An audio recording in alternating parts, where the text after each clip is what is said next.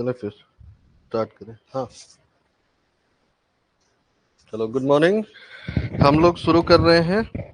आज हमारी दूसरी क्लास है ना। और इसमें हम उद्यमिता और प्रबंधन वाला टॉपिक ले रहे थे, है ना। इसमें देखो, उद्यमिता और प्रबंधन का जो बेसिक परिचय था, बेसिक इंट्रोडक्शन था, वो हो गया था। और ये क्या था जितेश, उद्यमिता और प्रबंधन का बेसिक परिचय? उद्यमिता क्या चीज थी, क्या था अंकुर उद्यमिता? फिर तुम वहीं के वहीं अटके हो, जोखिम लेने की क्षमता। ये तो तुम उसी दिन बता दिए थे।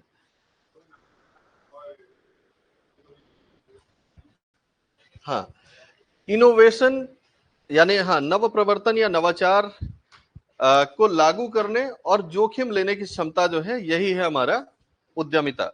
उद्यमिता असल में एक कैरेक्टरिस्टिक है, एक लक्षण है, एक विशेषता है जो आपके व्यक्तित्व में पाई जाती है ना। अगर आपके व्यक्तित्व में उद्यमिता की विशेषता है तो है, ठीक है, तभी आप उद्यमी बन सकते हैं।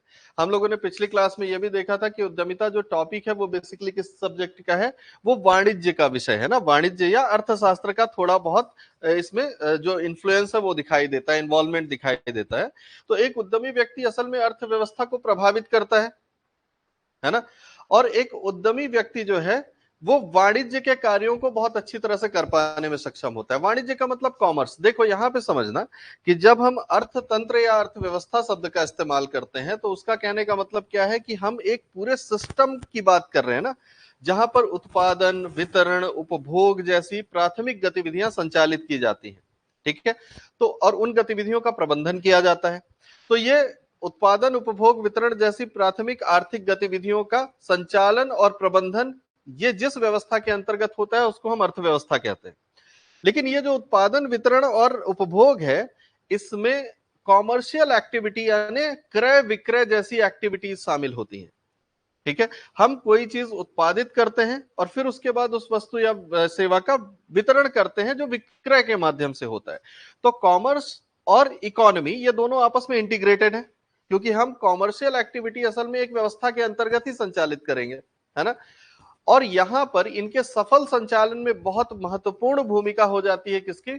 उद्यमी व्यक्ति की, है ना। अपन ने पिछली क्लास में ये भी देखा था कि जो वाणिज्य और अर्थव्यवस्था के अंतर्गत जब हम उत्पादन के कारक देखते हैं तो हमको उत्पादन के 4 प्रमुख कारक दिखाई देते हैं, है ना। कि आपको भूमि दिखाई देगी, ठीक है, उसके अलावा आपको प्रबंधन वो सॉरी श्रम दिखाई देगा, पूंजी दिखाई देगी, और चौथा जो आपको सबसे महत्वपूर्ण कारक दिखाई देगा वो उद्यमी, है ना। तो अपन ने देखा था कि जब हम, ठीक ना, तो जब हम ले रहे थे क्या, उत्पादन के कारक, तो हमको 4 कारक मिल रहे थे। एक था भूमि, एक था श्रम, एक था पूंजी, और एक है उद्यमी,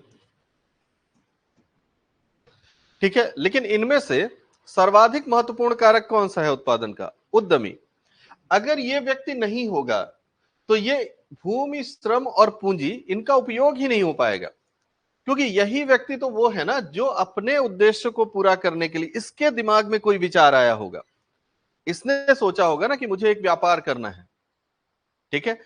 इसने सोचा होगा कि कोई इनोवेटिव आइडिया है इसके दिमाग में जिसको इंप्लीमेंट करना है।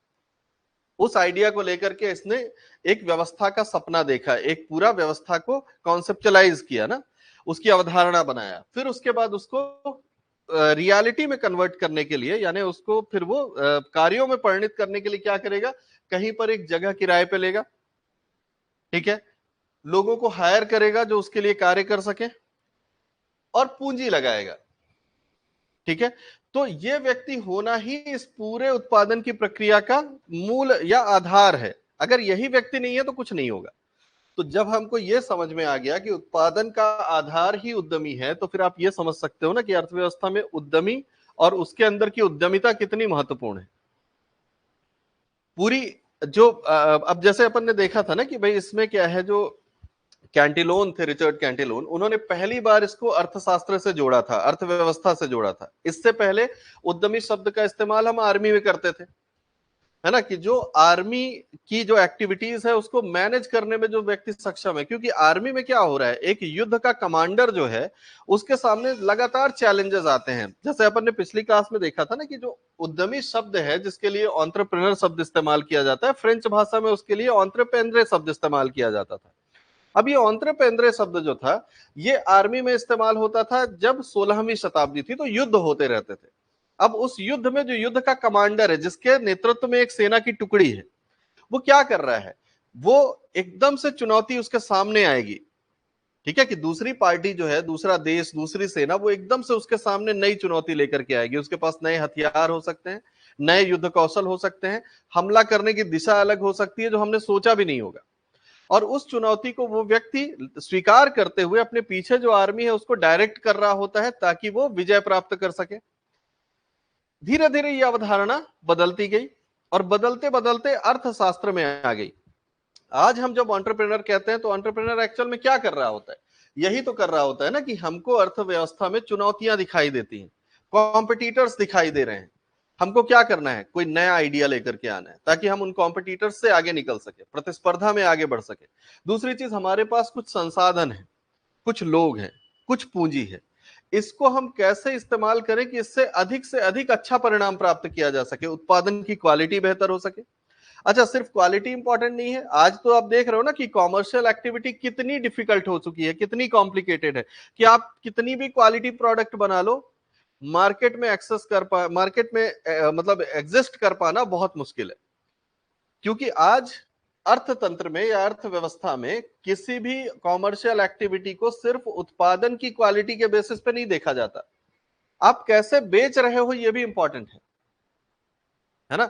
तो आप देखोगे कि बेचने की कला भी एक अपने आप में अब कॉमर्शियल एक्टिविटी है, वो भी उद्यमी का ही कार्य है, ठीक है। लेकिन यहां पर एक चीज समझना कि जैसे अपन ने देखा था पिछले क्लास में कि कुछ परिभाषाएं ये कह रही थी कि उद्यमिता का अर्थ क्या है, उद्यमिता का अर्थ है प्रबंधन कौशल, प्रबंध कौशल, है ना। कुछ परिभाषाएं कह रही थी कि उद्यमिता का अर्थ है नवाचार, नया विचार, जो नया आइडिया को इंप्लीमेंट कर सके वो है। कुछ कह रहे थे कि जोखिम लेना है, ठीक है। आज जो हमारी उद्यमी की परिभाषा है वो असल में बड़ी व्यापक हो चुकी है। आज उद्यमी सिर्फ एक जोखिम लेने वाला व्यक्ति नहीं है, बल्कि वो व्यक्ति है जो मार्केट में टिक पाए, इसके लिए उसके पास एक नया आइडिया है, ठीक है, उसके पास जोखिम लेने की क्षमता है, उसके पास प्रबंध कौशल भी है, क्योंकि ये सारी एक्टिविटी को मैनेज भी तो करेगा ना वो, हालांकि वो मैनेजर हायर कर लेगा, ठीक है, लेकिन उसके पास एक रोड मैप होना चाहिए। टेक्निकली उसको ना आता हो, मैनेजमेंट टेक्निकली क्या है वो हो सकता है ना जानता हो, है ना।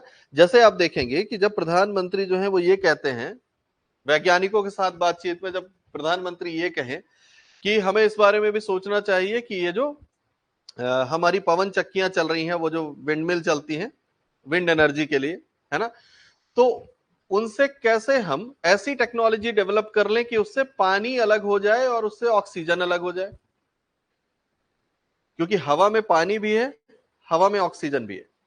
तो हम क्यों ना ऐसा करें कि ये जो विंड मिल में घूम रहा है, ठीक है, बड़े बड़े पंखे लगे हुए हैं, घूम रहे हैं, तो क्यों ना ऐसे टेक्नोलॉजी डेवलप कर ली जाए कि इससे हम पानी को अलग कर लें, तो हमारी जल संकट की समस्या हल हो जाएगी, और इससे हम क्या करें, ऑक्सीजन भी निकाल ले तो ऑक्सीजन की समस्या हल हो जाएगी हॉस्पिटल में सप्लाई की।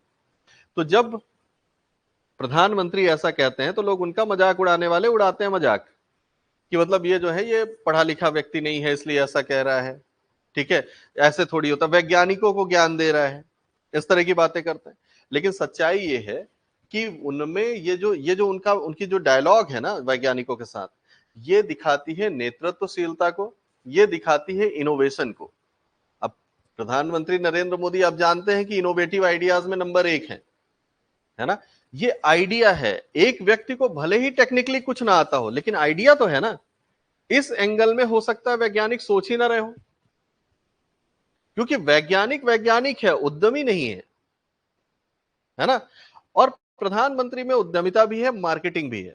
आप देखोगे ना कि मार्केटिंग और इनोवेशन में मतलब कोई बराबरी में खड़े नहीं हो सकता, कोई व्यापारी नहीं खड़ा हो सकता, है ना। तो वो चीज जो है वो दिखाता है कि उनके अंदर एक उद्यमिता है, वो आइडिया दे रहे हैं। अब उनको तो काम कराना है, तो वो वैज्ञानिकों को उन्होंने दे दिया कि भाई देखो इस बारे में सोचना शुरू करो, है ना।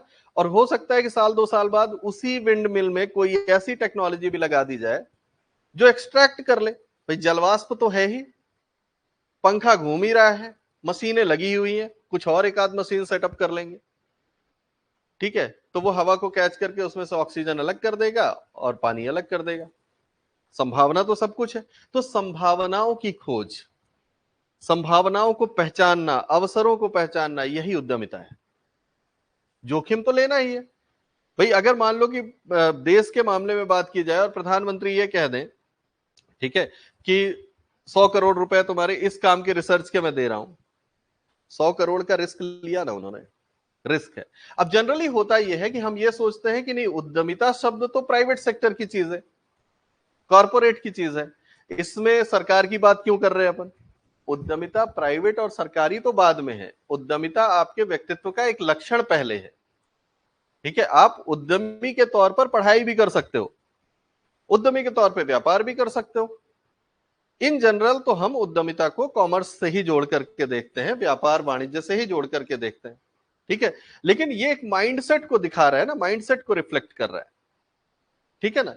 तो इसको आप ध्यान रखिएगा कि उद्यमिता जो है वो बड़ी ही महत्वपूर्ण चीज है आज की डेट में ना। उद्यमिता ना हो, अच्छा उद्यमिता का महत्व हम इससे भी समझ सकते हैं ना कि उद्यमिता है तो देश का विकास तीव्र होगा, और यही कारण है कि सरकार उद्यमिता को बढ़ावा दे रही है ना। आज आप देखो सरकार, वही पिछली क्लास में मैंने बताया था कि नौकरी करना, इसको थोड़ा डिमोरलाइज करना चाहती सरकार। सरकार, प्रधानमंत्री और दूसरे जो बड़े मंत्री हैं वो अपने भाषणों में इस बात का संकेत देते रहते हैं कि वो युवा वर्ग से चाहते हैं कि तुम नौकरी ना मांगो, बल्कि तुम नौकरी देने वाला बनो, है ना।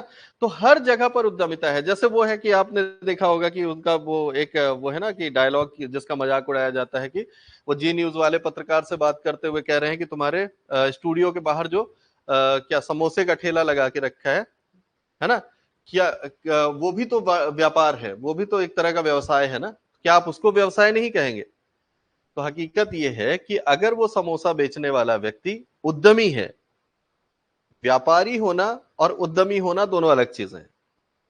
व्यापारी का मतलब तो यह है कि जो एक उत्पाद बना करके बेच रहा है, हो सकता है इसके पीछे इसका कोई आइडिया ना हो। जैसे समोसे की दुकान खोल करके समोसे बेचना, चाय की दुकान खोल करके चाय बेचना, यह व्यापार है। लेकिन अगर आपने वहीं पर एक आइडिया लगाया कि क्यों ना मैं चाय की दुकान को कैफे वाला लुक दे दूं, है ना, और क्यों ना उसका नाम मैं चाय सुट्टा बार रख दूं, है ना, या एमबीए चाय वाला रख दूं, ये इनोवेशन है, ठीक है, नया विचार, काम वही है। तो उसने क्या किया, देखो जो भी सक्सेसफुल लोग, तो जब जब प्रधानमंत्री ये कह रहे हैं ना कि समोसे का ठेला लगाने वाला भी तो व्यवसाय कर रहा है, तो क्या आप उसको रोजगार नहीं मानोगे। रोजगार तो है ही वो, बल्कि रोजगार से बढ़ के वो व्यवसाय है। अब निर्भर यह करता है कि क्या वो समोसे वाला उद्यमी है या नहीं है। अगर वो उद्यमी है तो वो उसी कार्य को बहुत बड़े लेवल पे ले जाएगा। जैसे आप देखोगे ना कि एक वड़ा पाव की चेन चलती है ना, उसके वड़ा पाव जो है बढ़िया पैकिंग में आते हैं, ठीक है। जैसे छोटा सा उसका मतलब आउटलेट भी खुला होता है, इंदौर में भी 3-4 है, ठीक है। तो ये जो आउटलेट्स होते हैं ये उद्यमिता की पहचान है कि आप बेच तो वही वड़ा पाव रहे हो ना जो सड़क पे खड़ा एक आदमी भी बेच रहा है पिछले 3 पीढ़ियों से, उसका कुछ नहीं हो रहा है, लेकिन आपने सिर्फ उसमें एक नया आइडिया ही तो ऐड कर दिया है। अच्छा आइडिया ऐड कर रहे हो तो रिस्क भी ले रहे हो। चाय सुट्टा बार वाले ने जब पैसे लगा करके चाय को बार में कन्वर्ट किया या कैफे में कन्वर्ट किया, तो रिस्क तो है ना कि चाय पीने लोग आएंगे भी कि नहीं बैठ के यहाँ पे, क्योंकि चाय के साथ एक सड़क छाप वाली इमेज भी तो जुड़ी हुई है ना, कि सड़क पे खड़े होके पी लेना है, 2 मिनट की चीज है ना। लेकिन वो आदमी उसके लिए बहुत अच्छा सेटअप क्रिएट कर रहा है, रिस्क, तो रिस्क भी ले रहा है और नव प्रवर्तन भी कर रहा है और सफल भी हो रहा है। लेकिन असफलता के चांसेस है, तभी तो जोखिम है। तो आप ये देखो कि यही है, यही चीज जो है ना, यही उद्यमिता की पहचान है, नव प्रवर्तन प्लस जोखिम, ठीक है। तो उद्यमिता शब्द जब भी आपसे पूछा जाए ना, तो आप ध्यान रखिएगा व्यवसाय में जोखिम उठाने की क्षमता के साथ साथ नव प्रवर्तन और नेतृत्व, क्योंकि पूरी चेन जो है ना इन व्यापारियों की किसमें चलती है, एक व्यक्ति की लीडरशिप पे, नेतृत्व, क्योंकि आइडिया तो उसका है। यहां पे ना एक एडिशनल चीज मैं आपको बताते चलता हूं, फिर तो ये हालांकि पिछली क्लास का रिवीजन ही है ये वाला छोटा सा 5 मिनट, अभी अपन महत्व वाले टॉपिक पे जाएंगे। देखो इसमें एक चीज ध्यान रखना कि जैसे आपके सामने दो शब्द आएंगे ना, दो नहीं बल्कि आप तीन शब्दों में कंफ्यूज होंगे। एक तो शब्द है उद्यमी, ठीक है, दूसरा शब्द है व्यापारी या व्यवसायी। एक तो आप इस पे कंफ्यूज हो सकते हैं। तो ध्यान रखिएगा कि व्यापारी और उद्यमी अलग अलग हैं। जैसे मैंने अभी आपको बताया कि चाय की दुकान तो हर कोई लगा रहा है, वो सब व्यापारी है, लेकिन चाय सुट्टा बार वाला उद्यमी है, एमबीए चाय वाला उद्यमी है, ठीक है, ये उद्यमी है क्योंकि एक नया आइडिया लेकर के आए, ठीक है। इसी तरह से आपको एक और शब्द कंफ्यूज करेगा जो बेसिकली इंग्लिश में करेगा, इनोवेशन, जो हम नव प्रवर्तन की बात कर रहे हैं ना, वर्सेस इन्वेंशन, ये भी आपको कंफ्यूज करेगा। यानी हिंदी में क्या कहेंगे इसको, आविष्कार और नव प्रवर्तन, ठीक है। तो हम ये कह सकते हैं कि ये दो शब्दों में क्या फर्क है, आविष्कार वर्सेस नवाचार। बताओ इसमें क्या अंतर होता होता होगा। हाँ, ठीक है।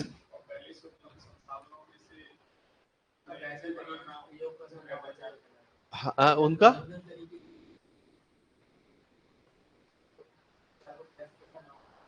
हाँ, नवाचार असल देखो, वही दोनों में बेसिक अंतर यही है कि जब हम आविष्कार की बात करते हैं तो हम कोई नई वस्तु या नया विचार खोजते हैं, कोई टेक्नोलॉजी खोज लेंगे, लेकिन उस खोजी गई यानी पहले से आविष्कृत, पहले से जो खोजी जा चुकी है, उसी को नए तरीके से लागू करने का जो विचार है वो नवाचार है। कि आर्टिफिशियल इंटेलिजेंस एक व्यक्ति ने खोज दिया, ठीक है, लेकिन अब इस आर्टिफिशियल इंटेलिजेंस को आप प्रयोग कैसे कैसे कर सकते हो, तो कोई इससे आवाज को मॉड्यूलेट करके गाने बना रहा है, ठीक है, कोई इससे स्पीच रिकॉग्निशन बना रहा है, कोई स्पीच टू टेक्स्ट बना रहा है, कोई कुछ कर रहा है, कोई कुछ कर रहा है। आपके दिमाग में आइडिया आ जाए ना कि मैं एआई को इस तरह से यूज कर सकता हूं, तो आप नवाचार लेकर के आए हो, आविष्कार नहीं कर रहे हो, कोई आविष्कार नहीं है। तभी एक चीज हमको लगती है ना, जैसे हम ये कहते हैं कि जैसे गवर्नमेंट स्टार्टअप्स में उद्यमिता को फोकस कर रही है, स्टार्टअप स्कीम आपके सिलेबस में भी लास्ट पॉइंट में लिखा हुआ है, startup make in India. Startup को शामिल इसीलिए किया गया है क्योंकि स्टार्टअप स्कीम पूरी तरह से उद्यमी को फोकस कर रही है। तो आपको लगेगा स्टार्टअप में कुछ, जैसे स्टार्टअप की परिभाषा क्या है कि अनकन्वेंशनल यानी गैर पारंपरिक व्यवसाय करने वाले व्यक्ति, ठीक है, ये करने वाले व्यक्ति या संस्था जो है वो, उनको हम स्टार्टअप कंसीडर करेंगे। गैर पारंपरिक, तो गैर पारंपरिक कहने का मतलब ये थोड़ी है कि आपने कभी मतलब आप किराने की दुकान या किराना नमकीन की फैक्ट्री लगाओगे तो आपको वो स्टार्टअप नहीं मानेंगे, मानेंगे। आप ये बताओ कि अब आप नमकीन बनाने के तरीके में कोई बदलाव करना चाहते हो क्या, है ना, या आप कुछ ऐसा करना चाहते हो कि नमकीन में कुछ नए न्यूट्रिशंस वैल्यू डेवलप हो जाए, कुछ औषधीय गुण डेवलप हो जाए, तब तो आप स्टार्टअप हो। अब वही नमकीन बना रहे हो जो पहले से आकाश वाला बनाए दे रहा है, तो फिर आप इनोवेटर नहीं हो फिर आप, है ना। तो वही चीज है। तो यहां पर स्टार्टअप्स में इसी को फोकस ही किया जाता है कि आप नया आइडिया लेकर के आ रहे हो या नहीं, काम वही है, ठीक है। तभी तो ये होता है ना कि हम चाय सुट्टा बार और एमबीए चाय वाला को स्टार्टअप्स कहते हैं, जबकि कायदे से स्टार्टअप्स की परिभाषा जो है उसको अगर हम सोचने लगे तो हमको लगेगा ये कैसे स्टार्टअप हो गया, चाय ही तो बेच रहा है, अनकन्वेंशनल तो कुछ कर नहीं रहा, लेकिन वो चाय को अनकन्वेंशनल तरीके से बेच रहा है, तरीका अनकन्वेंशनल है ना, उसको वो लग्जरी प्रोडक्ट बना रहा है। चाय जो हर घर में बनती है वो घरों से निकाल करके ला रहा है फैमिलीज को कि चलो आज एमबीए चाय वाला के यहाँ चाय पीते हैं। ये अनकन्वेंशनल प्रैक्टिस है ना। तो ये जो है ये स्टार्टअप्स हैं, ये उद्यमी की पहचान है, ठीक है। तो इनोवेशन और इन्वेंशन दोनों अलग चीजें हैं, और उसी तरह से उद्यमी और व्यापारी बिल्कुल अलग चीज है। हालांकि उद्यमी व्यापारी भी हो सकता है और व्यापारी उद्यमी भी हो सकता है, लेकिन हर व्यापारी उद्यमी नहीं हो सकता, है ना, कि व्यापार तो हर कोई कर रहा है, लेकिन जब तक उसमें इनोवेशन नहीं होगा, जब तक उसमें जोखिम लेने की क्षमता नहीं होगी, तब तक नहीं। जैसे होता है ना कि माता पिता कर रहे थे व्यवसाय, एक सेकंड,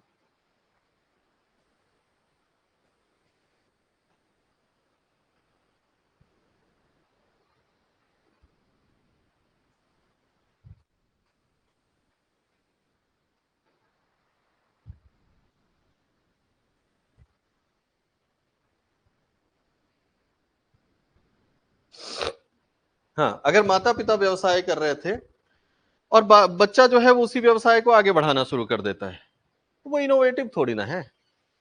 लेकिन माता पिता कर रहे थे व्यवसाय बट ज्यादा सक्सेसफुल नहीं थे, बच्चा आया कोई नया आइडिया लेके, है ना, तो फिर वो इनोवेटर है। और नए आइडिया अपने आप में जोखिम लेकर के आते हैं क्योंकि रिस्की तो है ही, है ना। तो फिर उसके बाद वो जो है वो उद्यमी कहलाने लगता है, तो बच्चा जो है वो उद्यमी हो जाता है। ठीक, तो उद्यमी समझ गया ना। और उद्यमी व्यक्ति जो कार्य कर रहे हैं वही उद्यमिता है। नव प्रवर्तन, नेतृत्व और जोखिम लेने की क्षमता ही उद्यमिता है। ठीक है, तो परिभाषा तो क्लियर है ना, है ना।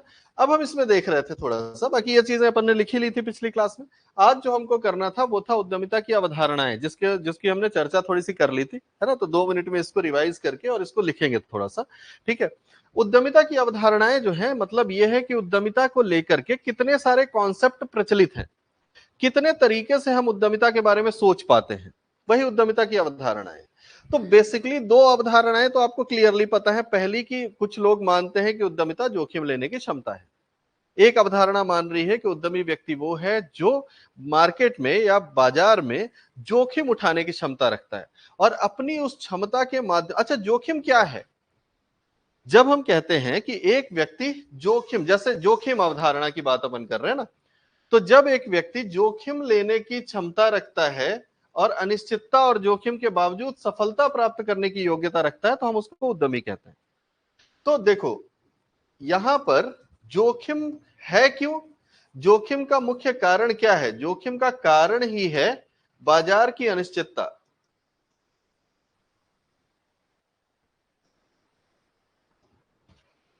अनिश्चितता है ना, कल क्या होगा क्या पता।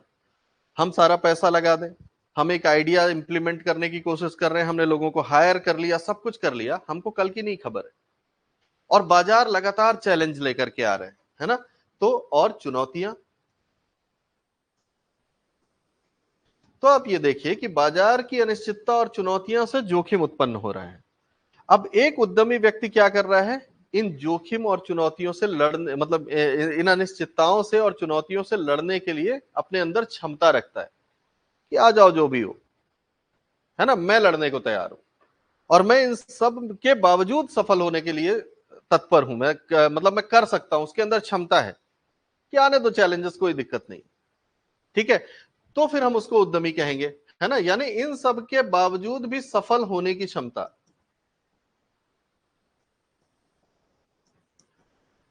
ये उद्यमिता है।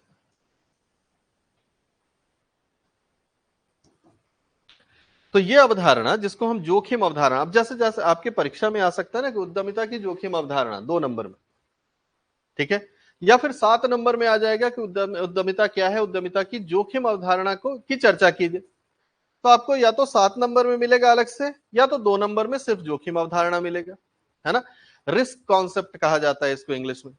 तो ये सरल सा है, लेकिन आपको लिखना आना चाहिए ना, थोड़ी सी आपको उसमें समय लगेगा, तो मतलब राइटिंग में वो होने में थोड़ी सी, है ना। तो इसमें अपन लिखते हैं ना, इसमें हेडिंग लिखिएगा जोखिम की विभिन्न सॉरी जोखिम कह रहे हैं, उद्यमिता की विभिन्न अवधारणाएं। उद्यमिता की विभिन्न अवधारणाएं।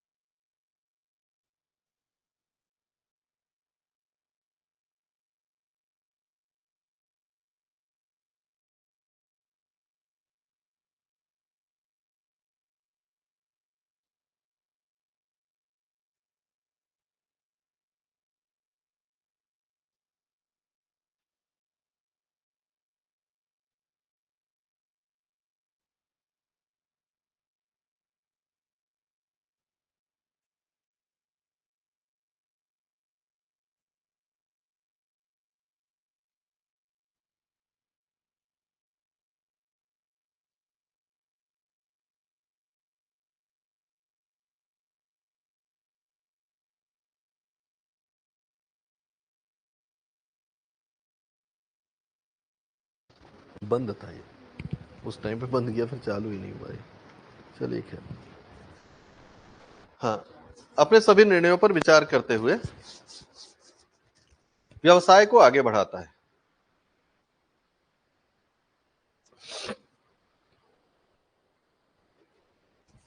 व्यवसाय को आगे बढ़ाता है, ठीक ना। तो इस तरह से हम ये देखते हैं कि जोखिम अवधारणा में कितने प्रकार के जोखिम की बात की गई। देखो, जोखिम अवधारणा कुल मिलाकर के ये कह रही है, जो यहां लिखा है वो तो है ही, है ना, कि बाजार की अनिश्चितता और चुनौतियों के कारण हमारे सामने जोखिम आता है। इस जोखिम को स्वीकार करते हुए, चुनौतियों को स्वीकार करते हुए हम अपने निर्णय लेते हैं और निर्णयों के माध्यम से अपना उद्देश्य पूरा करने का प्रयास करते हैं। तो ये उद्यमिता के लक्षण है और यही उद्यमी की पहचान है। लेकिन आप देखते हो कि कितने प्रकार के आपको चुनौती या कितने प्रकार के जोखिम है। जब हम कहते हैं जोखिम उठाने की क्षमता, तो हमको कई तरह के जोखिम मिल रहे हैं ना। जैसे हमको मिल रहा है वित्तीय जोखिम, ठीक है, हमको मिल रहा है प्रतिष्ठा जोखिम, ठीक है, इसमें हमको क्या मिल रहा है, बाजार जोखिम, ठीक है, इसी में हमको मिल रहा है परिचालनात्मक जोखिम। अब ये होते क्या है, थोड़ी सी इनको समझ लेना, ये अलग से आपसे पूछा नहीं जाएगा, लेकिन इनका फिर भी मतलब समझ लें। देखो, वित्तीय जोखिम का मतलब तो ये हुआ कि जो पैसा हमने निवेश किया है एक नए विचार पर, ठीक है, इसकी बहुत ज्यादा संभावना है कि वो सारा पैसा उस विचार की असफलता के साथ ही डूब जाएगा, ठीक है। हालांकि उद्यमी व्यक्ति जो है वो इस बात के लिए तैयार है कि मैं इसको डूबने नहीं दूंगा, क्योंकि उसको अपने निर्णय पे विश्वास है, उसको अपनी क्षमताओं पे विश्वास है ना। वो जिस आइडिया को लेकर के आगे आया है, उस आइडिया को इंप्लीमेंट करने की क्षमता है उसके अंदर। तो वो, लेकिन उसके अंदर जोखिम तो फिर भी है ना, है ना। दूसरी चीज प्रतिष्ठा जोखिम, कि अगर वो एक नए विचार के साथ बाजार में प्रवेश कर रहा है, तो एक तो बाजार उसको स्वीकार करने के लिए बैठा नहीं है, उसके बावजूद वो अपने आप को स्टैब्लिश करने का प्रयास कर रहा है और अपने विचार को एक उच्च स्तरीय विचार के तौर पर रिप्रेजेंट कर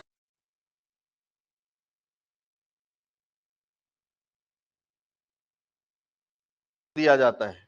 अगर वो विचार फेल होता है तो उस व्यक्ति की प्रतिष्ठा भी जाती है ना। जैसे कि अगर आप एक इनोवेटिव आइडिया लेकर के आते हैं, बाजार हो सकता है उसके फेल होने के बाद दोबारा आपको स्वीकार नहीं करेगा, दोबारा आप फिर से कोई आइडिया लेकर के आओगे, नहीं एक्सेप्ट किया जाओगे, ठीक है।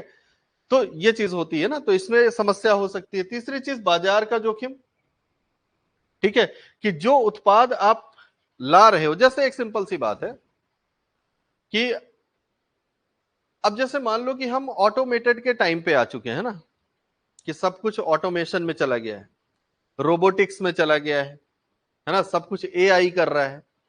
अब इस टाइम पर, अब जैसे देखो सिंपल है, इसमें आप इसका उदाहरण लीजिए कि हैंडलूम और पावरलूम है, ठीक है। हैंडलूम का मतलब यह है कि जहां पर हथकरघा व्यक्ति द्वारा चलाया जा रहा है, और पावरलूम का मतलब जिसमें एक मोटर लगी हुई है और मशीन चल रही है, ठीक है, वो ज्यादा फास्ट है, ज्यादा क्रिएटिव है।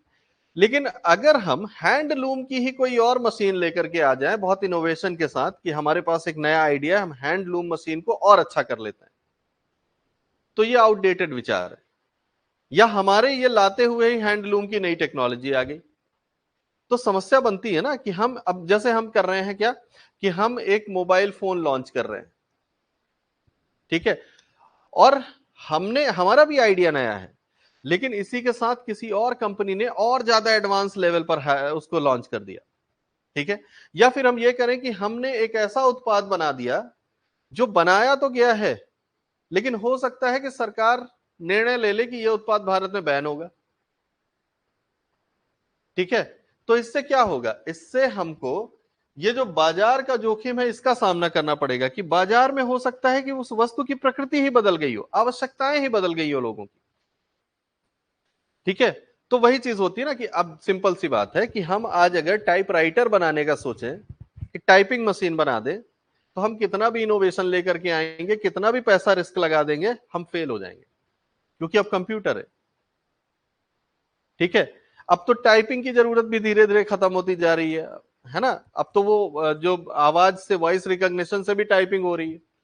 तो हम अगर कोई टेक्नोलॉजी लेकर के आते हैं या कोई आइडिया लेके आते हैं और बाजार की प्रकृति ही बदल जाए, लोगों की आवश्यकताएं ही बदल जाए, टेक्नोलॉजी नई आ जाए, तो हमारे फेल होने के चांसेस है। तो ये भी एक तरह का जोखिम है। ठीक है। और परिचालनात्मक जोखिम का मतलब यह है कि सरकार जो रेगुलेशन लेकर के आ रही है, जो हमारे परिचालन का निर्धारण कर रही है ना, कि हम हर कार्य जब बाजार में कर रहे होते हैं तो हम कुछ नियम विनियम के आधार पर कर रहे होते हैं, उन नियमों विनियमों के अगेंस्ट जाकर के नहीं कर सकते। उसी नियम के आधार पर हम परिचालन करते हैं। परिचालन का मतलब है ऑपरेशन ना, कि जो हम कोई क्रियाविधि कर रहे हैं तो वो एक ऑपरेशनल मैनर में होती है ना, जो कि सरकार निर्धारित करती है या सरकार की एजेंसियां नियम विनियमों के माध्यम से निर्धारित करती है।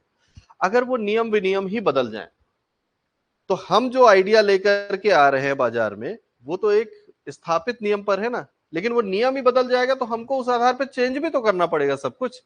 तो ये भी तो चैलेंज है। फिर ये चैलेंज है कि हम उसको अडॉप्ट कर पाएंगे कि नहीं कर पाएंगे, क्योंकि मेरा आइडिया तो मेरा वर्तमान परिस्थिति के आधार पर है, अगर परिस्थितियां ही बदल जाए तो। ठीक है। और आकस्मिक जोखिम तो बने ही रहते हैं, जैसे बहुत सारे स्टार्टअप्स इसलिए फेल हो गए क्योंकि लॉकडाउन लग गया कोविड के टाइम पे। अब ये तो आकस्मिक आपदा वाली जोखिम है कि अब कोई आपदा ही आ गई तो फिर आप कुछ नहीं कर सकते। लेकिन इन सब जोखिमों के बावजूद आप अगर कोई आइडिया लेकर के आ रहे हो बाजार में, तो इसका मतलब आप उद्यमी हो। ठीक है ना। इसके बाद दूसरी अवधारणा जो है, यह संगठन और समन्वय की अवधारणा।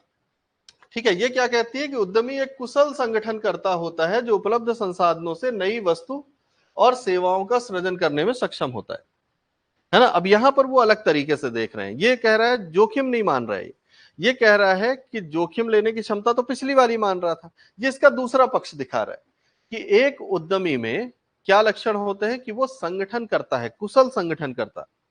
ये ऐसे लोगों को अपॉइंट करेगा जो उसके उद्देश्यों को प्राप्त करने में उसकी सबसे अच्छी सहायता कर सकते हैं। ठीक है। और क्या करेगा वो, जितने भी संसाधन और जितना भी, अब संसाधन का मतलब मानव संसाधन, भौतिक संसाधन, यानी लोग और वस्तुएं, कच्चा माल जो भी है ना, उन सब का उपयोग करते हुए वो नई वस्तु और सेवा का सृजन करने में सक्षम होगा। ठीक है। बेहतर वस्तु और सेवा का सृजन करने में सक्षम होगा, तो हम उसको कहेंगे उद्यमी। और यही उद्यमिता की पहचान है। तो यह अवधारणा कह रही है कि संगठन करता होना चाहिए एक उद्यमी को, है ना। और वस्तु और सेवाओं का सृजन करने में सक्षम है, जो कि क्या कर रहा है, उपलब्ध संसाधनों से अधिक लाभ लेने का प्रयास कर रहा है। ठीक है। तो इस परिभाषा, वो इस अवधारणा को भी लिख ले, दूसरा नंबर लिखेगा संगठन और समन्वय की अवधारणा।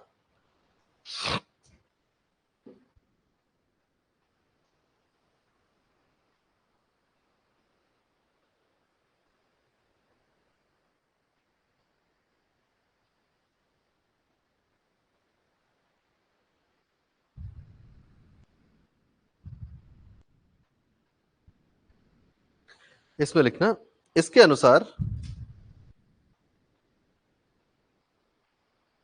इसके अनुसार उद्यमिता, उद्यमिता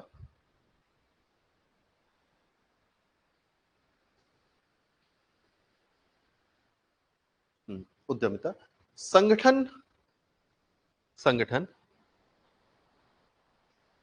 के निर्माण, संचालन तथा संगठन में होने वाली सभी गतिविधियों,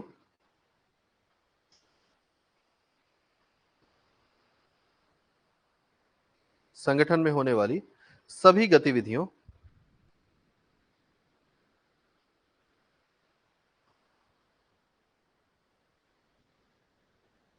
के समन्वय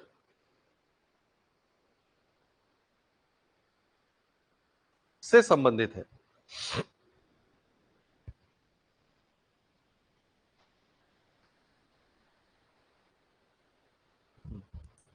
एक उद्यमी व्यक्ति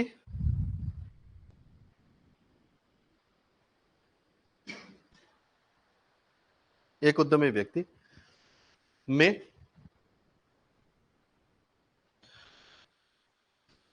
में कुशल संगठनात्मक नहीं, ऐसे लिखे, उच्च स्तरीय संगठनात्मक कौशल,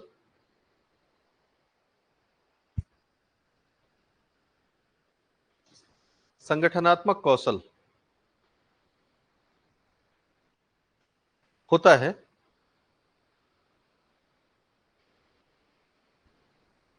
वह अपने वित्त वह अपने वित्त, यहां पे पूंजी भी लिख सकते हो ना, वित्त या पूंजी, वह अपने वित्त कॉमा कर्मचारियों कर्मचारियों और संसाधनों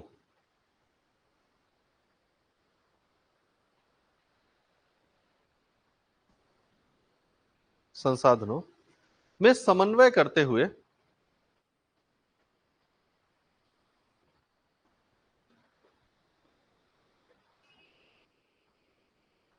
समन्वय करते हुए नए और बेहतर नए और बेहतर उत्पादन का सृजन करता है या हाँ, उत्पादन का सृजन करता है। नए और बेहतर उत्पादन का सृजन करता है।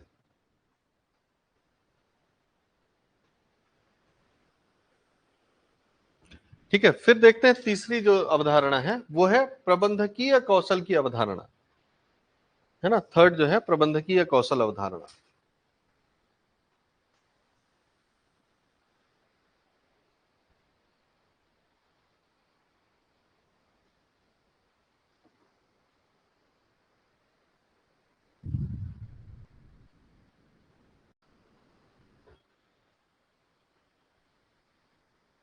ठीक है, अब देखो ये अवधारणा क्या मानती है, इस अवधारणा के समर्थक ये मानते हैं कि उद्यमिता का सिंपल सा एक मतलब ये है कि वो निरीक्षण, नियंत्रण और निर्देशन जैसे कार्यों में कुशल होता है। ये भी असल में संगठनात्मक कौशल ही है। देखो, संगठनात्मक कौशल जब हम कहते हैं तो संगठनात्मक कौशल का मतलब यह है कि आप अपने पूंजी, ठीक है, अपने जो पूरा मैन पावर आपने इकट्ठा कर रखा है, ठीक है, और जो उपलब्ध संसाधन है, इनको कितनी अच्छी तरह से इस्तेमाल कर सकते हो, यही क्षमता आपके संगठन की क्षमता को दिखाती है। ठीक है, जहां पर आप संगठन के सभी तत्वों को कोऑर्डिनेशन के साथ, समन्वय के साथ अपने परिणाम को प्राप्त करने के लिए उपयोग में लाते हैं, तो वो संगठनात्मक कौशल है। और जब हम संगठनात्मक कौशल का ही एक महत्वपूर्ण भाग देखते हैं तो प्रबंधन दिखाई देता है। लेकिन प्रबंधन कौशल भी है और कार्य भी है। संगठनात्मक कौशल है, प्रबंधन के माध्यम से अपने संगठनात्मक कौशल का आप प्रयोग करते हैं। अब संगठन अच्छा कब काम करेगा? संगठन अच्छी तरह से तब काम करेगा जब आपके अंदर प्रबंधकीय गुण हो। और एक प्रबंधक क्या करता है? प्रबंधक जो है वो निरीक्षण करता है ना, नियंत्रण करता है, ठीक है, और उसके अलावा निर्देशन करता है। ये तीन महत्वपूर्ण कार्य हैं। करने को तो और भी करता है, जैसे लूथर बुलिक कहे थे कि पोस्ट कोर्ब जो है ये करता है ना। हेनरी फ्योल कहे थे कि ये पीओसीसी है,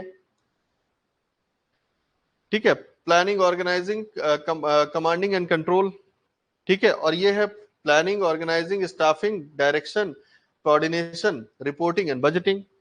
ये सारे कार्य आते हैं। लेकिन यहां पर हमको महत्वपूर्ण कार्यों को देखना है, ठीक है, और महत्वपूर्ण कार्य है निरीक्षण, निर्देशन और नियंत्रण। ठीक है, आप निरीक्षण करते हैं दूसरों के कार्यों का कि सब सही कर रहे हैं कि नहीं कर रहे हैं, निर्देशन करते हैं कि ऐसा करना है। ठीक है, तो सबसे पहला तो निर्देशन है कि वो अपने कार्यों के निर्देश जारी करते हैं कि आपको ये करना है, आपको ये करना है, आपको ये करना है। फिर वो क्या कर रहे हैं? फिर वो निरीक्षण कर रहे हैं कि सारा कार्य सही तरीके से हो रहा है या नहीं हो रहा है। और निरीक्षण के साथ साथ वो ये देखते हैं कि कार्यों में कहीं भी भटकाव ना होने पाए, तो कार्य को सही दिशा में ले जाने के लिए उन कार्यों का नियंत्रण भी करते हैं। ठीक है, तो ये तीन महत्वपूर्ण कार्य हैं। तो ये अवधारणा ये मान रही है कि सबसे महत्वपूर्ण कार्य जो उद्यमी कर रहा होता है वो प्रबंधकीय कौशल है उसका। ठीक है, हालांकि जब हम फाइनल पहुंचते हैं तो हम इन सभी अवधारणाओं को जोड़ देते हैं कि आज जो है वो सब सब लक्षण होंगे तभी उद्यमी कहलाएगा। ठीक है, लेकिन अलग अलग अवधारणाएं इस तरह से कार्य करती है। इसमें भी 2 लाइन लिख लीजिएगा, ठीक है, इसमें लिखना।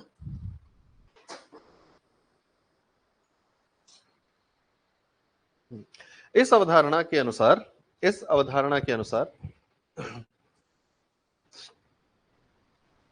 उद्यमिता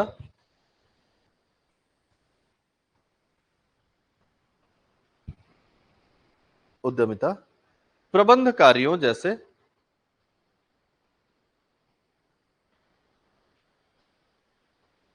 प्रबंध कार्यों जैसे निरीक्षण, नियंत्रण और निर्देशन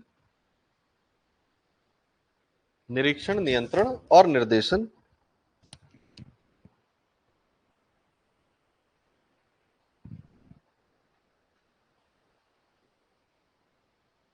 का कुशल संपादन करना है, का कुशल संपादन करना है।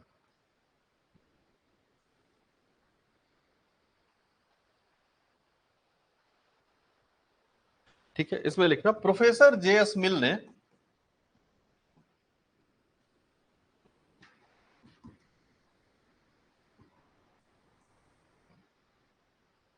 जेएस मिल ने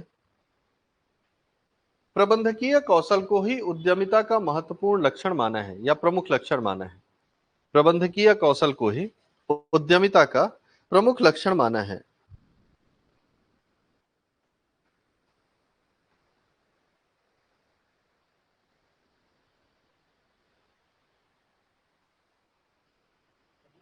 लक्षण माना है।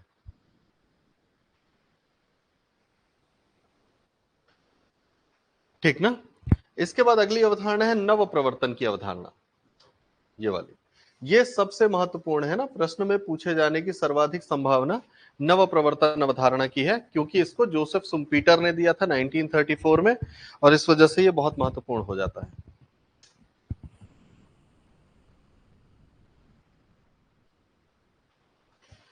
ठीक ना। तो आपने परिभाषा में लिखा ही है जोसेफ सुम्पीटर की परिभाषा की नव प्रवर्तन यही उद्यमिता है। तो ये मान रहे हैं कि उद्यमिता जो है वो नए परिवर्तन और सुधारों को लागू करने की क्षमता है। सिंपल सा है कि ये कह रहे हैं कि नया परिवर्तन और सुधार अगर आप लागू कर पा रहे हो, पहले से जो चीज चल रही है उसको बदलने और बदल करके बेहतर करने में अगर सक्षम हो, तब तो आप उद्यमी हो। अगर पहले से ही चल रही चीजों को आप आगे बढ़ा रहे हो तो आप उद्यमी नहीं हो। आप व्यापारी हो सकते हो, आप व्यवसायी हो सकते हो, लेकिन उद्यमी नहीं हो। उद्यमी तभी हो जब बदलाव ला पाओगे। तो यहां पर एक चीज और ध्यान देना ना, कि जब हम कहते हैं कि उद्यमिता का महत्व, जो कि आपका अगला टॉपिक है ना, कि उद्यमिता का महत्व, उद्यमिता की अवधारणा और महत्व, ये टॉपिक पढ़ रहे हैं अपन, इसके बाद महत्व पढ़ेंगे। तो महत्व में इन अवधारणाओं से निकलने वाली चीजों को भी ध्यान में रखना है ना। जैसे अपन जोखिम लेने की क्षमता को डेवलप करता है उद्यमिता। जैसे ये होता है ना कि समाज में उद्यमिता का क्या महत्व है, तो हम ये बता पाएंगे कि समाज में उद्यमिता विकास से जोखिम लेने की क्षमता डेवलप होती है, जिसका परिणाम क्या होगा कि रोजगार प्राप्त करने के लिए सरकार पर निर्भरता कम होती है और स्वरोजगार की प्रवृत्ति जो है वो बढ़ती है, जिससे रोजगार सृजन भी होता है, देश का विकास होता है, नए प्रकार के उत्पादन आते हैं। ठीक है। फिर नव प्रवर्तन की क्षमता, यह भी उसका एक महत्व है कि सोसाइटी में अगर उद्यमिता का विकास होगा तो लोगों में नव प्रवर्तन की क्षमता डेवलप होगी, नए परिवर्तन लाने और नए परिवर्तनों को स्वीकार करने की क्षमता भी डेवलप होगी, है ना। और नव प्रवर्तन की बात ही है जोसेफ सुम्पीटर कह रहे हैं। ठीक है, बदलाव, और बदलाव प्रगति का परिचायक है ना, कि अगर समाज में सकारात्मक बदलाव होता है, अर्थव्यवस्था में सकारात्मक परिवर्तन आते हैं, तो हम प्रगति कर रहे होते हैं, है ना, कि हम लगातार प्रगति की ओर जाते हैं। तात्कालिक रूप से हमको ये लगता है कि बदलाव काफी तेज हो गया, जैसे एआई आने से हुआ ना, कि एआई जो है वो बहुत तेज बदलाव है। इतना तेज है कि जो लोग इसके साथ मतलब कदम से कदम नहीं मिला पाएंगे वो पीछे छूट जाएंगे, इतना तेज है। और वो बहुत पीछे छूटेंगे, एआई वाले बहुत आगे निकलेंगे। ठीक है, देश का भी वही हाल है। जो देश एआई को नहीं अडॉप्ट करेगा या उसकी टेक्नोलॉजीज अपने यहां नहीं डेवलप होने देगा, इस तरह के इनोवेशन को नहीं एक्सेप्ट करेगा, वो देश भी पिछड़ता जाएगा। ठीक है, तो आज की आवश्यकता है, तो हम अगर नव नव प्रवर्तन को प्रमोट करें या उद्यमिता को प्रमोट करें समाज में, तो लोगों में भी नव प्रवर्तन को स्वीकार करने की क्षमता भी तो बढ़ रही। हर कोई उद्यमी नहीं हो जाएगा, लेकिन उद्यमिता के लक्षण अगर आपके अंदर आ गए तो आप चेंजेस को बहुत इजीली अडॉप्ट तो करोगे, कम से कम विरोध नहीं करोगे, प्रतिरोध नहीं करोगे। जैसे होता है ना कि हम कई बार कुछ अच्छी चीजें जो हो रही होती हैं उसके विरोध में ही बहुत समय लगा देते हैं कि नहीं ये ठीक नहीं है ना, ये ठीक नहीं हो रहा है, कमियां निकालने लगते हैं कि नहीं एआई तो नौकरी खा जाएगा, एआई तो ये कर लेगा, एआई तो वो कर लेगा। आप कुछ भी कहते रहें, एआई अपना काम करता रहेगा, है ना।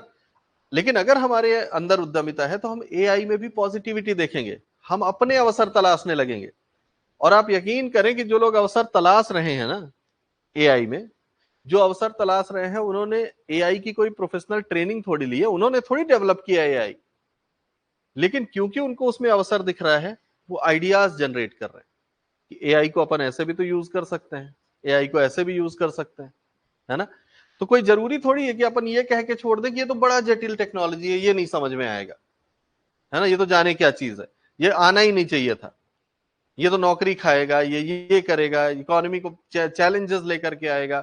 जब आप इस तरह से सोचते हो तो आप प्रतिरोध करते हो, और आप यकीन करें कि किसी के प्रतिरोध करने से प्रगति नहीं रुकती है, आप जरूर रुक जाते हैं, है ना। तो वही चीज होता है ना कि जैसे देखो हमने ये तो खैर अलग बात है, लेकिन फिर भी समझिए, जैसे हम परीक्षाओं को चुनौती दे देते हैं ना, कि अरे वो तो बहुत इजी ले रहा है, या ये तो बहुत कठिन हो गया।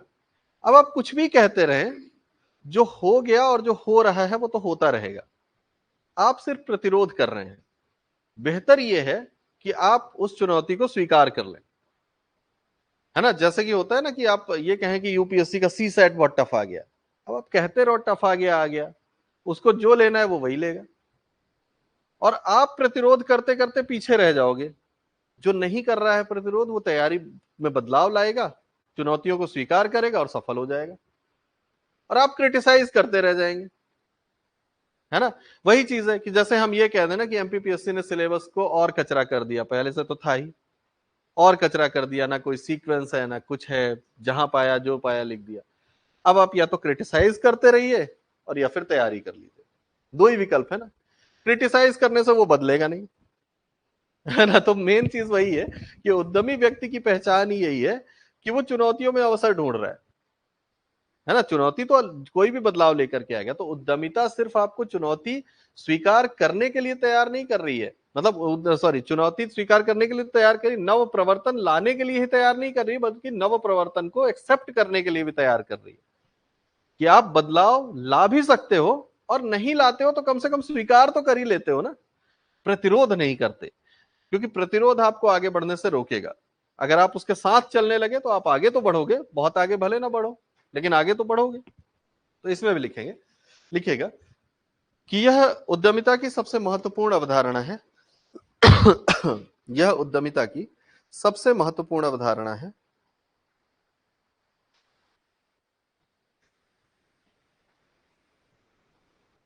जो 1934 में, जो 1934 में जोसेफ सुम्पीटर द्वारा प्रस्तुत की गई, जोसेफ सुम्पीटर द्वारा प्रस्तुत की गई,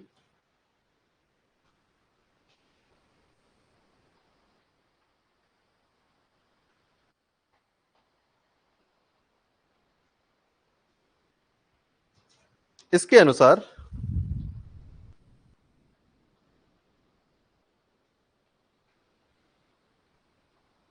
उद्यमिता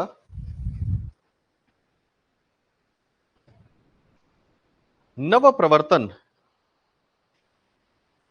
नव प्रवर्तन करने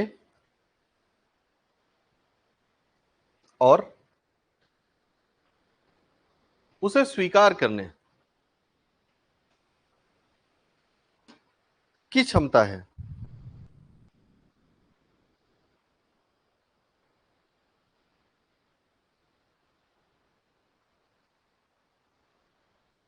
ठीक है, पैराग्राफ चेंज करके इसी में लिखेंगे, उद्यमी व्यक्ति, उद्यमी व्यक्ति नया नए विचार,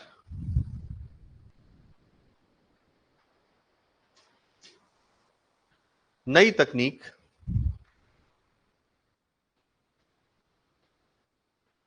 और नए प्रबंध कौशल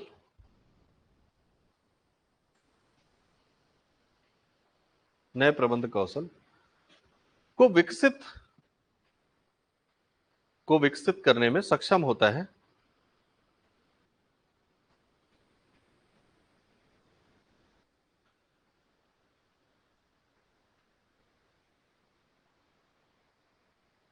और चुनौतियों का सामना करते हुए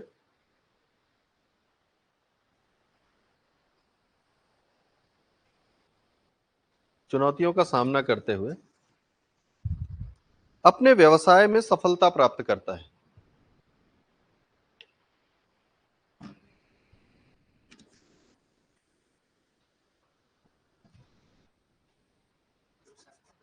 सफलता प्राप्त करता है,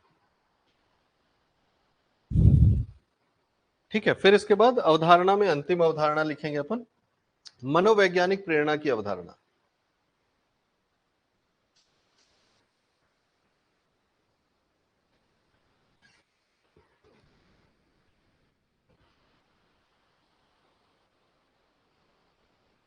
ठीक ना, मनोवैज्ञानिक प्रेरणा की अवधारणा। ठीक, अब ये सिंपल है, देखो मैक्लीलैंड ने इसको प्रतिपादित किया था, और मैक्लीलैंड कह रहे हैं कि उद्यमिता कोई आकस्मिक चीज नहीं है। उद्यमिता अचानक से आपके अंदर ना आ जाएगी, और ना ही उद्यमिता को आप अचानक से इंप्लीमेंट कर पाएंगे। ऐसा कुछ नहीं है कि आपके अंदर अचानक से एक विचार आ गया और आप उसको एकदम से इंप्लीमेंट करने लगे और आप सफल हो गए, बिल्कुल नहीं। उद्यमिता तो आपकी एक मनोवैज्ञानिक प्रेरणा है, आपकी एक साइकोलॉजिकल टेंडेंसी है। और ये साइकोलॉजिकल टेंडेंसी किस तरह से काम करती है कि आप प्रारंभ से ही या लगभग हमेशा उपलब्धियां प्राप्त करने के लिए प्रेरित हैं।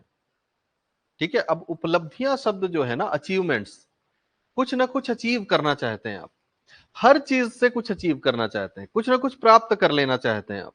जब आपके अंदर ये टेंडेंसी होती है ना कि आप उपलब्धियां कैसे प्राप्त करें, उपलब्धियों की प्रेरणा, सिंपल सी बात यह है कि एक उद्यमी व्यक्ति जो है वो साइकोलॉजिकली ही मोटिवेटेड है कुछ नया करने के लिए, नया करके एक सफलता को प्राप्त करने के लिए। ठीक है, तो ये असल में ये कहना चाहते हैं मैक्लीलैंड कि उद्यमिता में बाकी सारे लक्षण तो बाद की बात है, कि जोखिम उठा लोगे, नया विचार ले आओगे, प्रबंधन कौशल होगा, संगठन समन्वय का कौशल होगा, सब होगा, लेकिन इन सब का बेस कहां है? इन सब का बेस है प्रेरणा में, मोटिवेशन में। वो मोटिवेशन आपकी साइकोलॉजिकल स्थिति को दिखाती है, मनोवैज्ञानिक स्थिति को दिखाती है। तो जब आप एक उद्यमी व्यक्ति से मिलते हो ना, तो उद्यमी व्यक्ति में एक खास चीज आपको दिखाई देगी, पॉजिटिविटी। उद्यमी व्यक्ति नकारात्मक दिखेगा ही नहीं, एक पॉजिटिव ऊर्जा का संचार कर रहा होगा। तो ऐसे ही होता है ना कि आप देखो कि जो सफल लोग हैं ना जीवन में, उनसे मिल करके आपको बहुत पॉजिटिविटी फील होती है। मतलब उनकी एनर्जी जो है वो ऐसे स्प्रेड होती है कि पूरी सभा में जो है वो हर किसी पे उसका असर जा रहा होता है। तभी तो आप देखो ना कि जो मोटिवेटर है, ठीक है, आप उन मोटिवेटर को कम पसंद करेंगे जो सिर्फ मोटिवेशनल स्पीच दे रहे हैं। आप उन मोटिवेटर को ज्यादा, उनसे ज्यादा प्रभावित होंगे जिन्होंने लाइफ में सच में कुछ अचीव भी किया है ना। मतलब ये कि अगर मुकेश अंबानी स्टेज पर आकर के खड़े होकर के 4 लाइन बोल जाए ना, बहुत स्टाइल में ना बोले, संदीप महेश्वरी स्टाइल में ना बोले, सिंपल सी लाइनें बोल जाए, ठीक, तो वो आपको ज्यादा प्रभावित करेंगे। क्यों? क्योंकि उसके अंदर की सकारात्मकता प्रमाणित है ना, उसने अपने जीवन में क्या कुछ कर दिया। ठीक है, तो वो प्रमाणित है और वो वास्तविक है। देखो, एक आजकल तो ये व्यवसाय बन गया है, मोटिवेटर जो है वो तो एक व्यवसाय है ना।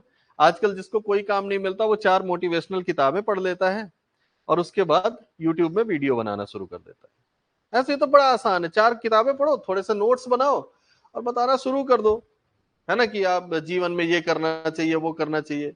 क्या आज आप 5 बजे उठ गए थे?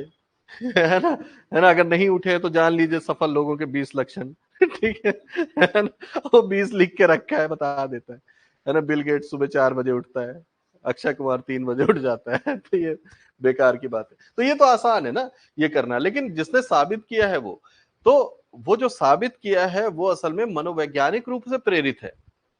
उसको निगेटिविटी नहीं दिख रही है, और अगर दिख रही है तो उसको ये पता है कि ये निगेटिविटी को दूर कैसे करना है ना। जैसे वो था कि कोविड के संकट में कुछ लोगों ने, संकट तो सबके साथ था, कुछ बैठ गए, कुछ कंफर्ट जोन में चले गए, कुछ ने न्यूट्रल बिहेवियर अपना लिया कि देखा जाएगा, है ना, और कुछ थे जो आगे आए। और प्रतिष्ठा का संकट था ही, पिछली क्लास में इन्हें मैंने बताया था ना कि बड़े बड़े, जैसे टीचिंग के करियर में आप देखो, बड़े बड़े टीचर्स जो थे वो पीछे छोटा सा बोर्ड लगा करके पढ़ाना शुरू कर दिए।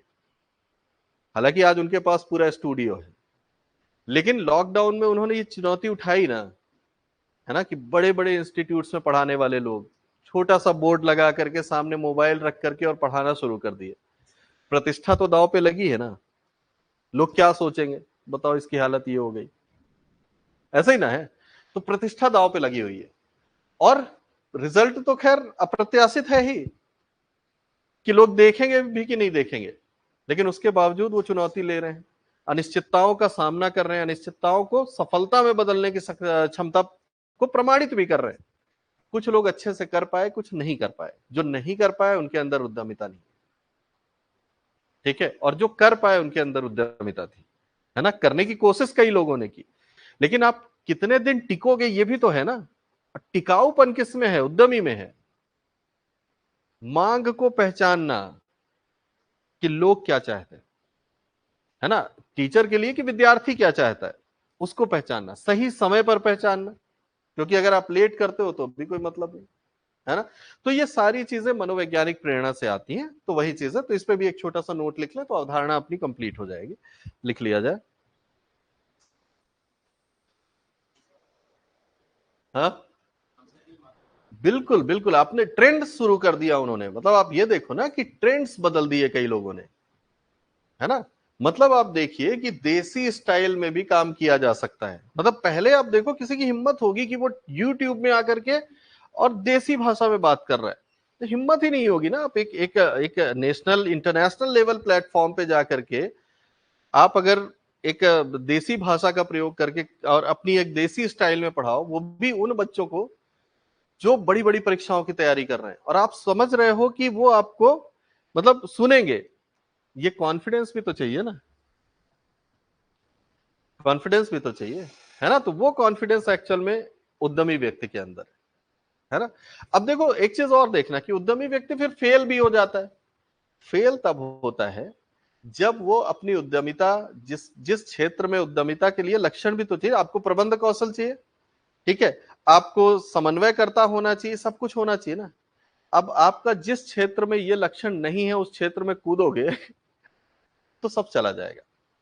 और ये चीज होती भी है ना कि आप देखोगे एक आदमी बहुत सक्सेसफुल है, जैसे एमबीए चाय वाला, चाय अच्छी बनाया, मोटिवेशन देने लगा लोगों को चले गए, है ना, गायब हो गए।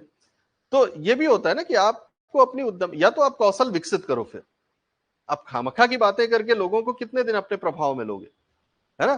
तो वही चीज है, या तो आपको अगर समय के साथ चलना है और एक्सपैंड करना है तो आप विकास कीजिए ना, या वैसे लोगों को हायर कीजिए। आप ये सोचोगे कि हम ही सब कर लेंगे और क्योंकि हम बहुत प्रसिद्ध हो गए हैं तो फेल हो जाओगे। तो उद्यमिता बहुत संतुलन वाली चीज है ना। तो इसमें लिखिएगा जरा सा कि यह अवधारणा मैकलीलैंड द्वारा प्रस्तुत की गई या मैकलीलैंड द्वारा समर्थित है, ऐसे लिखना।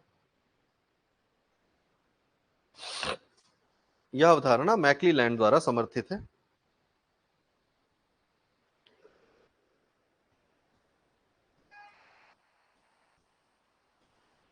इसके अनुसार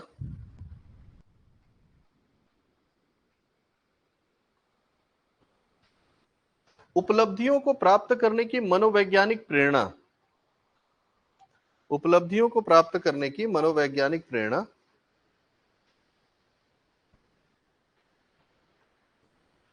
ही उद्यमिता है।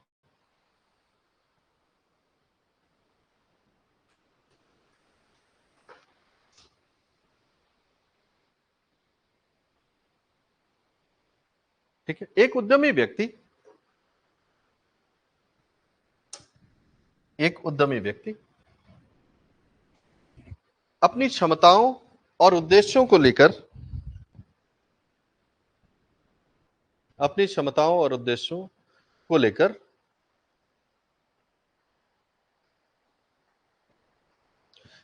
हमेशा सकारात्मक और अभिप्रेरित रहता है।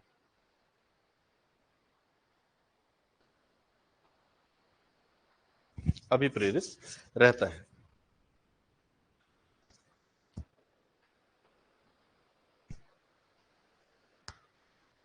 ठीक ना। तो बस आज इतना ही करेंगे, ये हो गया उद्यमिता की परिभाषा और अवधारणा। अब कल की क्लास में अपन करेंगे उद्यमिता का महत्व, ठीक है। फिर ये चैप्टर में बहुत, इस टॉपिक में कुछ है नहीं बहुत ज्यादा, लेकिन फिर भी 10-15 क्लासेस तो लेगा ही तो टोटल कंप्लीट होने में। हाँ, कम से कम आपके 6-7 टॉपिक है उतना सिलेबस में, देखो, है ना। ये जाता है यहाँ तक, अभी अपन ये टॉपिक कर रहे हैं, है ना, ये वाला। फिर इसके बाद ये लक्षण सिद्धांत, ये फैक्चुअल आ जाएंगे, फिर स्कीम विस्कीम है, तो बहुत टाइम नहीं लगेगा, फिर भी इतना तो लग ही जाएगा कम से कम, है ना। चलिए फिर कल करेंगे अपन, है ना। चलो, थैंक यू।